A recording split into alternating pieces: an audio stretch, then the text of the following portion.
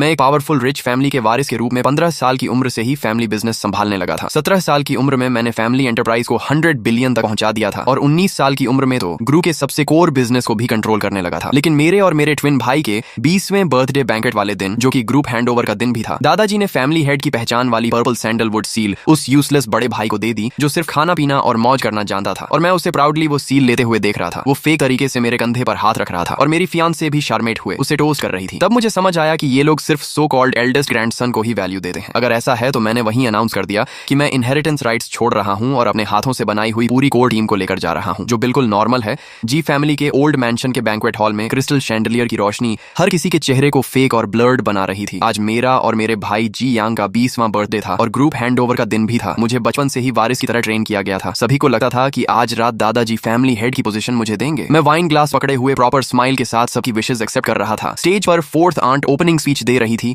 और atmosphere peak पर पहुंच चुका था। तभी दादाजी खड़े हुए और पूरा हॉल शांत हो गया। उन्होंने गला साफ किया और जोर से बोले, आज मेरे दोनों पोतों का 20वां बर्थडे है और मेरा रिटायरमेंट डे भी। फिर उन्होंने पॉज लिया और उनकी नजर आखिर में मुझ पर आकर रुकी। उनकी आंखों में कॉम्प्लेक्स इमोशन था। मेरा हार्ट बीट तेज हो गया। जी फैमिली के रूल्स के अनुसार फैमिली हेड की पोजीशन एल्डेस्ट ग्रैंडसन को दी जाती है। मेरा दिल जैसे रुक गया। मैं और जी यांग ट्विंस हैं। वो मुझसे सिर्फ 3 मिनट बड़ा है और उन्हीं 3 मिनट की वजह से मेरी 20 साल की मेहनत खत्म होने वाली थी। मैंने देखा दादाजी ने बॉक्स खोला और वो हैवी सील निकाली। फिर मुझे इग्नोर करके जी यांग की तरफ बढ़ गए, जो मेरे पास ही केयरलेस अंदाज में खड़ा था। जी यांग, आज से तुम जी फैमिली के हेड हो और जी ग्रुप के चेयरमैन भी। याद रखना, तुम एल्डेस्ट ग्रैंडसन हो और जिम्मेदारी निभानी है। जी यांग एक पल के लिए शॉक हुआ, फिर उसके चेहरे पर एक्साइटमेंट फूट पड़ी। उसने ऑलमोस्ट छीनते हुए सील ले ली। थैंक यू ग्रैंडपा, मैं जरूर करूंगा। पूरा हॉल डेड साइलेंट हो गया। सभी की नजरें स्पॉटलाइट की तरह मुझ पर टिक गईं। किसी की आंखों में सिंपैथी थी, किसी में मॉकेरी, और कुछ लोग अंदर ही अंदर खुश थे। मेरे चेहरे की मसल्स स्टिफ हो गईं और मैं स्माइल मेंटेन नहीं कर पा रहा था। तभी मेरे दिमाग में एक क्लियर आवाज गूंजी, हा हा हा, जीत गया, जीत गया। मैंने कहा था ना, 3 मिनट पहले पैदा होना ही क्राउन प्रिंस बनने के लिए काफी है। जियान जैसा इडियट, इतना पढ़ा, इतना काम किया, इतना स्ट्रगल किया और आखिर में सब मेरे लिए ही किया। मजा आ गया। मैंने शौक में जियांग की तरफ देखा। वो सील उठाए खड़ा था। चेहरे पर प्योर एरोगेंस था, लेकिन मुंह से बोल रहा था, भाई आगे भी मेरी मदद करना, हम दोनों मिलकर फैमिली संभालेंगे। तब मुझे समझ आया ये उसकी इनर वॉइस है। मुझे नहीं पता मैं उसका मन कैसे सुन पा रहा हूँ। शायद एक्सट्रीम ह्यूमिलिएशन और एंगर ने कोई हिडन एबिलिटी एक्टिवेट कर दी। जियांग मेरे पास आया और मेरे कंधे पर जोर से हाथ मारा। उसकी ताकत में शोइंग ऑफ साफ दिख रहा था। देखो, इसका फेस बचपन से खुद को परफेक्ट दिखाता था। सोचता था सब फिक्स है, लेकिन ओल्ड मैन के लिए मैं ही सबसे इंपॉर्टेंट हूँ। मैंने अपने नेल्स हथेली में गड़ा दिए। तभी मेरी फियांसे ल्यू रुयन वाइन लेकर उसके पास गई। उसने वही एक्सपेंसिव ड्रेस पहनी थी जो मैंने उसके लिए खरीदी थी। उसके चेहरे पर ब्लश था और आंखों में चार्म। जी यांग ब्रो, कंग्रेचुलेशंस, फ्यूचर में मैं आपको टोस्ट करती हूँ। उसने मेरी तरफ देखना भी जरूरी नहीं समझा। तभी उसकी इनर वॉइस मेरे कानों में गूंजी, अच्छा हुआ मैंने सही इंसान चुना। जी यान केपेबल है तो क्या। जी फैमिली जैसे ट्रेडिशनल क्लैन में सबसे इंपॉर्टेंट ऑर्डर और स्टेटस होता है। अब मैं फ्यूचर चेयरमैन की वाइफ बनूंगी। तब मुझे समझ आया मेरी सारी वैल्यू उन 3 मिनट के सामने कुछ भी नहीं थी। रूल्स और ट्रेडिशन सिर्फ मीडियोक्रिटी को बचाने और टैलेंटेड लोगों को दबाने का बहाना है। मैंने जी यंग को ल्यू रुयन का ग्लास पीते देखा और जानबूझकर उसकी उंगलियों को टच करते देखा। मैंने दादाजी को सेटिस्फाइड होकर बियर्ड सहलाते देखा, जैसे उन्होंने दुनिया का सबसे स्मार्ट डिसीजन लिया हो। और रिलेटिव्स जी यंग के चारों तरफ फ्लैटर कर रहे थे, जैसे मैं कोई बैकग्राउंड कैरेक्टर हूँ। मेरे अंदर का एंगर आखिर टूट गया। मैंने धीरे से मुट्ठी खोली और हंस पड़ा। आवाज धीमी थी, लेकिन पूरे हॉल को चुकर आ गई। मैंने माइक उठाया और स्टेज पर चला गया। लाइट्स फिर मुझ पर आ गई। थैंक यू सभी गेस्ट जो मेरे और मेरे भाई के बर्थडे बैंक्वेट में आए। मैंने जानबूझकर भाई शब्द पर जोर दिया। दादाजी ने सिर हिलाया, अच्छा है, समझदार हो, आगे भी अपने भाई की मदद करना, तुम्हें फायदा मिलेगा। जी यंग स्मर कर रहा था। कंटिन्यू एक्टिंग देखते हैं। कब तक मैं पूरे हॉल को देखकर बोला, अगर जी फैमिली इतना ही एल्डेस्ट ग्रैंडसन रूल को मानती है तो मैं जीएन यहाँ अनाउंस करता हूँ कि मैं वॉलंटरीली इनहेरिटेंस राइट्स छोड़ रहा हूँ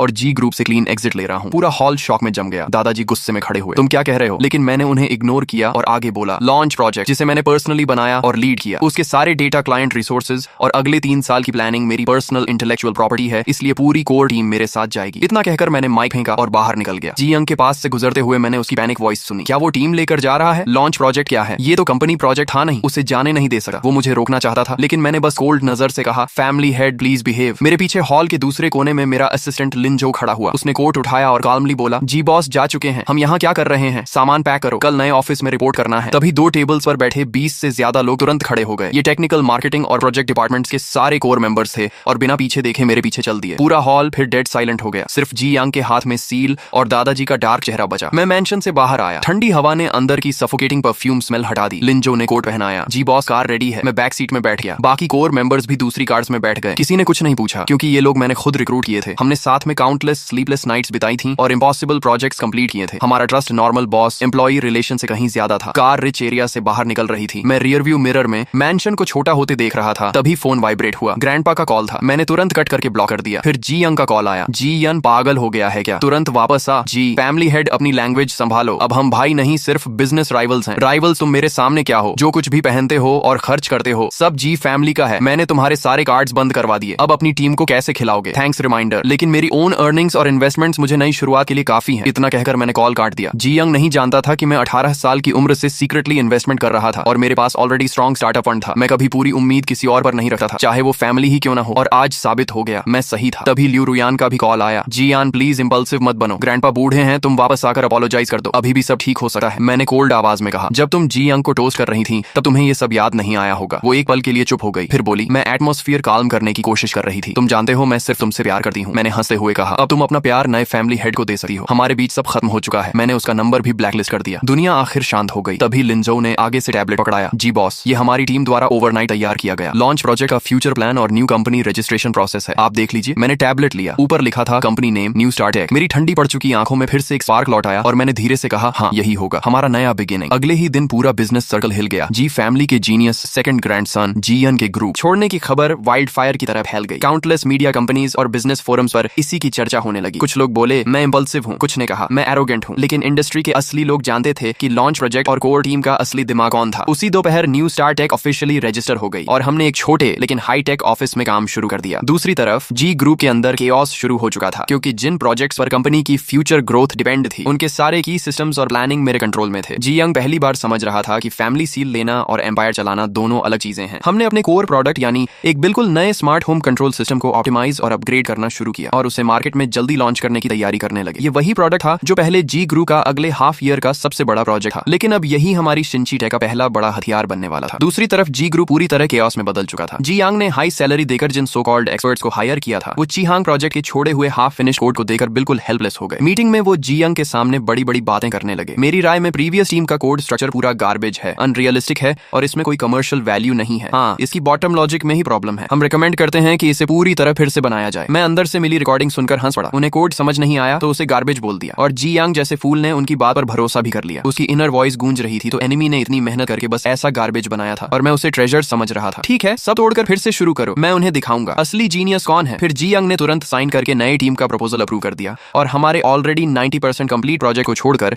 जीरो से रीस्टार्ट करने का फैसला कर लिया। इस डिसीजन की वजह से जी ग्रुप को इस प्रोजेक्ट में कई करोड़ एक्स्ट्रा इन्वेस्टमेंट और कम से कम आधा साल एक्स्ट्रा टाइम गंवाना पड़ा। ग्रैंडपा ऑफिशियली रिटायर हो चुके थे, लेकिन कंपनी में क्या चल रहा है ये उनसे छुप नहीं सकता था। उन्होंने जी यांग को ओल्ड मैंशन बुलाकर जमकर डांटा। बेवकूफ, तुझे पता भी है सब कुछ दोबारा शुरू करने का मतलब क्या होता है। इसका मतलब है कि हमारी पिछले 6 महीने की सारी इन्वेस्टमेंट पानी में चली गई। जी यंग डरते हुए बोला। ग्रैंडपा उन नए एक्सपर्ट्स ने साफ कहा है कि जी यंग सिर्फ एक फैंसी लेकिन यूजलेस शेल छोड़कर गया है। आप हमेशा उसे परफेक्ट मत समझिए, अब वो हमारा एनिमी है। उसकी इनर वॉइस फिर गूंजी। ओल्ड मैन हमेशा उसी की साइड लेता है, अब भी उसी को बचा रहा है। मुझे कुछ बड़ा करके दिखाना होगा ताकि उसे पता चले सही कौन है। आखिर ग्रैंडपा भी उसे रोक नहीं पाए और भारी सांस लेकर चुप हो गए और मैंने इसी परफेक्ट टाइमिंग एडवांटेज को पकड़ लिया। 1 महीने बाद सिंची टेक ने अपनी पहली प्रोडक्ट लॉन्च कॉन्फ्रेंस रखी। मैं स्पॉटलाइट के नीचे खड़ा होकर मीडिया और पोटेंशियल पार्टनर्स के सामने हमारा स्मार्ट होम सिस्टम कीमिंग इंट्रोड्यूस कर रहा था। कीमिंग सिस्टम आपकी जिंदगी को रीडिफाइन करेगा। ये सिर्फ एक कंट्रोलर नहीं बल्कि आपका इंटेलिजेंट स्मार्ट असिस्टेंट होगा। इसकी smooth performance, human friendly design और पावरफुल कंपैटिबिलिटी मार्केट के सभी सिमिलर प्रोडक्ट्स से कई गुना बेहतर थी। लॉन्च होते ही कीमिंग पूरे टेक इंडस्ट्री में सेंसेशन बन गया। उसी दिन हमने देश की टॉप 3 होम डेकोरेशन कंपनीज के साथ स्ट्रेटेजिक पार्टनरशिप साइन कर ली और ऑर्डर्स की टोटल वैल्यू 50 मिलियन से ऊपर पहुंच गई। सिंची टेक एक ही बार में फेमस हो गई। ऑफिस के फोन्स लगातार बज रहे थे, जबकि उसी समय जी ग्रुप अभी तक अपने नए प्लान का बेसिक स्ट्रक्चर भी पूरा नहीं कर पाया था। जब जी यांग ने न्यूज में मुझे कॉन्फिडेंस के साथ स्टेज पर देखा और कीमिंग सिस्टम के अमेजिंग फीचर्स देखे तो उसने गुस्से में अपना फेवरेट एंटीक वेस तोड़ दिया। ये इम्पॉसिबल है, ये तो वही प्लान है जो हमने बनाया था। वो 1 महीने में इतना पावरफुल कैसे हो गया? तब जाकर उसे एहसास हुआ कि वो उन फेक एक्सपर्ट्स द्वारा बेवकूफ बनाया गया था। जिसे वो गार्बेज समझ रहा था वो एक्चुअली मार्केट बदल देने वाला गोल्ड था और उसने खुद उस गोल्ड को डस्टबिन में फेंक दिया। जी ग्रुप के स्टॉक्स फिर बुरी तरह गिर गए। बोर्ड मीटिंग में जो अंकल्स पहले ग्रैंडपा की साइड लेते थे अब कंप्लेन करने लगे। देख लिया क्या हो गया, जीएन के जाते ही कंपनी और नए प्रोजेक्ट्स ऑलमोस्ट कोलैप्स हो गए और अब वही हमारे प्रोजेक्ट को लेकर हमारा बिगेस्ट कॉम्पिटिटर बन गया। ये आखिर हो क्या रहा है? ग्रैंडपा मेन सीट पर बैठे थे और उनका चेहरा इतना डार्क था जैसे पानी टपक पड़े। वो दांत पीस कर बोले, जीएन उस बास्टर्ड के पंख निकल आए हैं। उसने पलट कर काटना शुरू कर दिया, लेकिन उन्हें नहीं पता था कि ये तो सिर्फ शुरुआत थी। कीमिंग सिस्टम की सक्सेस ने शिंची टेक को इंडस्ट्री में मजबूती से खड़ा कर दिया। हमने तुरंत मार्केट एक्सपैंड करना शुरू किया और सिर्फ 3 महीनों में domestic high and smart home market का 30% हिस्सा अपने नाम। लेकिन ल्यू रुयन की हालत भी अच्छी नहीं रही। जी यांग बाहर लड़कियों और पार्टीज में बिजी रहने लगा और उसे पूरी तरह भूल गया। ल्यू फैमिली ने गलत साइड चूज की थी, इसलिए उनकी सोशल पोजीशन भी तेजी से गिरने लगी। सुनने में आया कि ल्यू रुयन कई बार पार्टीज और बिजनेस इवेंट्स में मुझसे मिलने की कोशिश करती रही, लेकिन हर बार मेरे बॉडीगार्ड्स ने उसे बाहर ही रोक दिया। मैंने उसे एक बार भी प्रॉपर्ली देखने की जरूरत नहीं समझी। कुछ लोग एक बार लाइफ से निकल जाएं तो हमेशा के लिए खत्म हो जाते हैं और मेरे पास ऐसे बोरिंग बोरिंग लोगों और चीजों पर वेस्ट करने के लिए बिल्कुल समय नहीं था। मेरा असली लक्ष्य था उस रॉटन और एरोगेंट जी ग्रुप को पूरी तरह खत्म करना, जो सिर्फ ब्लड लाइन और एल्डेस्ट सन रूल्स को ही सब कुछ मानता था। जी ग्रुप की फाइनेंशियल कंडीशन अब कोलैप्स होने की कगार पर पहुंच चुकी थी। जी यंग की बेवकूफ इन्वेस्टमेंट्स एक बॉटमलेस पिट की तरह कंपनी का पैसा निगल रही थी और कोर बिजनेस की डाउनफॉल की वजह से कंपनी रेवेन्यू भी बुरी तरह गिर चुका था। बैंक्स लोन रिपेमेंट मांगने लगे, सप्लायर्स पेमेंट के लिए ऑफिस पहुंचने लगे, कंपनी के अंदर पैनिक फैल गया, एम्प्लॉइज सीक्रेटली रिजाइन करने लगे। आखिरकार जी यंग डर गया, उसके पास कोई तरीका नहीं बचा, इसलिए वो फिर से ओल्ड मैंशन में दादाजी के पास मदद मांगने पहुंच गया। स्टडी रूम में दादाजी लेटेस्ट फाइनेंशियल रिपोर्ट देकर कांप रहे थे। सिर्फ 6 महीने में तुमने कंपनी की ये हालत कर दी। जी फैमिली की 100 साल पुरानी लेगेसी तुम्हारे जैसे निकम्मे की वजह से खत्म हो जाएगी। जी यांग जमीन पर घुटनों के बल बैठ गया और रोते हुए बोला, ग्रैंडपा मुझसे गलती हो गई, प्लीज एक बार और मदद कर दीजिए। ओल्ड मैन के पास जरूर सीक्रेट मनी होगा, अगर वो निकाल दें तो कंपनी बच सकती है। वंस कंपनी स्टेबल हो गई तो मैं सब संभाल लूंगा। दादाजी ने आंखें बंद कर ली, उनके चेहरे पर सिर्फ थकान और डिसअपॉइंटमेंट बची थी। काफी देर चुप रहने के बाद उन्होंने कहा, अभी सिर्फ एक रास्ता बचा है। जियांग तुरंत बोला, कौन सा रास्ता? दादाजी ने भारी आवाज में कहा, जियन को वापस लाओ। अगर वो वापस आने को तैयार हो जाए तो मैं फैमिली सील उसे दे दूंगा और तुम्हें उसका असिस्टेंट बना दूंगा। आखिर इस हालत में उन्हें झुकना ही पड़ा, लेकिन जी यंग तुरंत भड़क गया, इम्पॉसिबल, मैं उसके सामने झुकूं और उसका असिस्टेंट बनूं? मैं ही एल्डेस्ट ग्रैंडसन हूं, मैं ही फैमिली हेड हूं, उससे माफी मांगने से अच्छा तो मैं मर जाऊं। वो आखिर है क्या? बस मेरे पेरेंट्स का उठाया हुआ एक आउटसाइडर। तभी उसकी इनर वॉइस मेरे दिमाग में गूंजी। आउटसाइडर ये शब्द बिजली की तरह मेरे दिमाग में गिरा। मैं हमेशा सोचता था कि हम ट्विंस हैं, बचपन से सब यही कहते आए थे, क्या सच कुछ और है? मैंने तुरंत लिंजो को ऑर्डर दिया कि जिस हॉस्पिटल में हमारा जन्म हुआ था वहां के सारे पुराने रिकॉर्ड्स निकलवाए जाएं। 3 दिन बाद लिंजो मेरे सामने एक पुरानी बर्थ सर्टिफिकेट में मदर का नाम मेरी माँ का ही था, लेकिन बेबी इन्फॉर्मेशन में सिर्फ जी यांग का नाम लिखा था और डीएनए रिपोर्ट ने तो सब क्लियर कर दिया। एक रिपोर्ट में जी यांग और मेरे पेरेंट्स के बीच रियल ब्लड रिलेशन था, लेकिन दूसरी रिपोर्ट में मेरे और उनके बीच कोई ब्लड रिलेशन नहीं था। यानी मैं असल में जी फैमिली का बच्चा था ही नहीं। मुझे उसी दिन हॉस्पिटल से उठाकर लाया गया था। नहीं, शायद ये कोई एक्सीडेंट नहीं था। जी फैमिली जैसी पावरफुल फैमिली 20 साल तक ऐसी गलती नोटिस ना करे, ये इम्पॉसिबल था। इसका मतलब ये सब जानबूझकर किया गया था। शायद उस समय जी यांग बहुत वीक और सिक पैदा हुआ था, इसलिए फैमिली ने एक हेल्थी बच्चे की जरूरत में मुझे उठा लिया ताकि दुनिया को ट्विंस की कहानी सुनाई जा सके। और मैं सिर्फ उनका बैकअप प्लान था। मुझे हेयर की तरह ट्रेन सिर्फ इसलिए किया गया क्योंकि जी यंग कमजोर था, लेकिन जैसे ही वो बड़ा होकर हेल्थी दिखने लगा मैं एक्सपेंडेबल बन गया। एल्डेस्ट ग्रैंडसन वाला रूल सिर्फ एक एक्सक्यूज था ताकि लीगली सब कुछ जी यंग को दिया जा सके। आखिर में ये सब एक केयरफुली प्लान्ड स्कैम निकला। मैं जी यंग शुरू से आखिर तक सिर्फ जी फैमिली की चेसबोर्ड का एक पॉन था। ये सच मेरे दिल में बची हुई आखिरी उम्मीद को भी खत्म कर गया। लेकिन हैरानी की बात ये थी कि मुझे ना गुस्सा आया ना दुख, मेरे अंदर बस डरावनी शांति बची थी, क्योंकि अब मेरे और जी फैमिली के बीच कोई ब्लड रिलेशन नहीं था। इसलिए अब जो कुछ भी मैं करूंगा उसमें मुझे कोई गिल्ट महसूस नहीं होगा। उधर दादाजी के प्रेशर में आकर आखिरकार जी यांग ने मुझे फोन किया। कॉल कनेक्ट होते ही उसने दांत पीसते हुए कहा, जी यान क्या तुम फ्री हो? हमें मिलना है। उसकी इनर वॉइस लगातार मुझे गालियां दे रही थी, बस पैसे मिल जाएं फिर देखना मैं इसे कैसे बर्बाद करता हूं। मैंने शांत आवाज में पूछा, क्या बात है? उसने मजबूरी में कहा, ग्रैंडपा चाहते हैं कि तुम वापस आकर कंपनी बचा लो। मैंने उसे बीच में ही रोक दिया, अगर मुझे वापस चाहिए तो मेरी कंडीशंस होंगी, पूरे शेयर होल्डर्स मीटिंग के सामने और मीडिया के सामने। तुम और दादाजी खुद फैमिली सील और चेयरमैन अपॉइंटमेंट लेटर मेरे हाथ में दोगे और अपने पुराने फैसले के लिए पब्लिक अपॉलॉजी भी करोगे। जी यंग पागलों की तरह चिल्लाया, इम्पॉसिबल, हम तुमसे माफी मांगे, तुम खुद को समझते क्या हो? मैंने ठंडी आवाज में कहा, तो फिर तैयार रहो 1 हफ्ते बाद जी ग्रुप की बैंकरप्सी देखने के लिए। और मैंने कॉल काट दिया। मुझे पता था दादाजी अपनी रेपुटेशन बचाने के लिए कुछ भी करेंगे। वो कभी नहीं चाहेंगे कि जी ग्रुप उनके हाथों खत्म हो। 2 दिन बाद खुद दादाजी का फोन आया। उनकी आवाज पहले जैसी पावरफुल नहीं रही थी। उन्होंने थकी हुई आवाज में कहा, तुम्हारी सारी कंडीशंस मंजूर हैं। फ्राइडे को शेयर होल्डर्स मीटिंग होगी। मीटिंग वाले दिन पूरा कॉन्फ्रेंस हॉल मीडिया और शेयर होल्डर्स से भरा हुआ था। दादाजी स्टेज पर आए, उनका चेहरा बूढ़ा और कमजोर लग रहा था। उन्होंने माइक पकड़ा और भारी आवाज में कहा, मेरी गलत डिसीजंस और जी यंग की लैक ऑफ एक्सपीरियंस की वजह से कंपनी क्राइसिस में आ गई है, इसीलिए बोर्ड ने फैसला लिया है कि जी यंग को वापस चेयरमैन बनाया जाएगा। इतना कहकर उन्होंने पर्पल सैंडलवुड सील और अपॉइंटमेंट लेटर उठाया और कांपते हुए मेरी तरफ बढ़ने लगे। सभी मीडिया कैमरास उसी मोमेंट को कैप्चर कर रहे थे। हर किसी को लगा कि ये रिकंसिलिएशन और पावर ट्रांसफर का मोमेंट है, लेकिन तभी मैंने उन्हें रोक दिया। सब लोग शॉक होकर मेरी तरफ देखने लगे। मैंने अपने ब्रीफ केस से डॉक्यूमेंट्स निकाले और लिंजो को कहा कि सब शेयर होल्डर्स और रिपोर्टर्स में बांट दें। फिर मैंने माइक उठाकर कहा, चेयरमैन पोजीशन एक्सेप्ट करने से पहले मैं चाहता हूं कि आप लोग पहले ये डॉक्यूमेंट्स देख लें। दादाजी और जी यंग ने जैसे ही पेपर्स देखे, दोनों के चेहरे सफेद पड़ गए, क्योंकि उन पेपर्स पर लिखा था डीएनए टेस्ट रिपोर्ट। दादाजी के अंदर पैनिक फूट पड़ा। उसे ये कैसे पता चला? ये सीक्रेट तो सिर्फ मुझे और उसके पेरेंट्स को पता था, जबकि जी यंग कंफ्यूज्ड और डरा हुआ था। मैंने उन्हें रिएक्ट करने का मौका दिए, बिना माइक उठाया और कहा, आज मैं एक 20 साल पुराना सच बताने जा रहा हूं। मैं जी फैमिली का असली बच्चा नहीं हूं। मेरे हाथ में जो डीएनए रिपोर्ट है वो साबित करती है